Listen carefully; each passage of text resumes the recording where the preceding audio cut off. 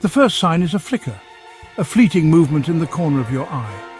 You turn, but there's nothing there, just an empty hallway shrouded in the deepening shadows of twilight. You dismiss it easily, a trick of the fading light, your mind playing games. But as the darkness deepens, so do the shadows. They lengthen, stretch, and seem to writhe with a life of their own. Another flicker. This time you see it.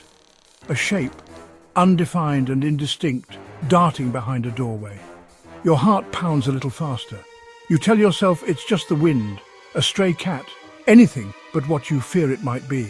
You try to ignore it, to focus on something else, but the image of that fleeting movement is burned into your mind. The shadows seem closer now, pressing in on you. The room feels colder, the air thick with a nameless dread. You try to rationalize your fear, but deep down a primal instinct tells you something is wrong. Something is watching. The shadows dance and swirl as you stare into the darkness, your senses on high alert. Each rustle of leaves outside the window sounds like footsteps approaching. Every creak of the house seems like a whisper of something moving closer. Silence hangs heavy in the air, broken only by the frantic beating of your own heart. You strain your ears, listening for any sound that might betray the presence you feel so keenly. And then you hear it, a soft, sibilant whisper, barely audible above the pounding in your ears. It seems to come from everywhere and nowhere at once, a disembodied voice slithering through the darkness. You can't make out the words, but the tone sends chills down your spine. It's a sound of malice, of hunger, of something ancient and evil. The whispers grow louder, more insistent. They seem to be circling you, toying with you. Your fear threatens to consume you, but you fight to maintain control. You tell yourself it's just the wind whistling through the cracks, the house settling. But deep down, you know better. You're trapped in a nightmare, a waking horror where the line between reality and imagination blurs.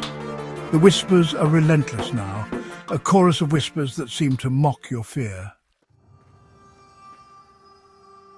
The shadows are no longer content to lurk at the edges of your vision. They grow bolder, more defined, taking on grotesque shapes that twist and contort before your eyes. What were once amorphous blobs of darkness now have jagged limbs, glowing eyes, and gaping maws filled with rows of needle-like teeth. They reach out from the walls, their touch icy cold, their grip like iron. You try to scream, but terror chokes the sound in your throat. You're paralyzed, frozen in place by the sheer horror of what you're witnessing.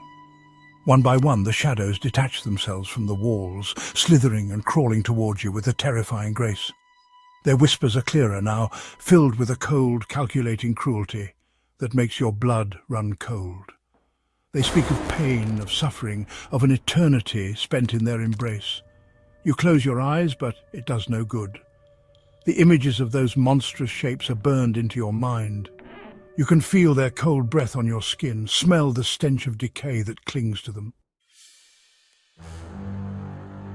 The whispers intensify, becoming a cacophony of voices that seem to tear at the edges of your sanity.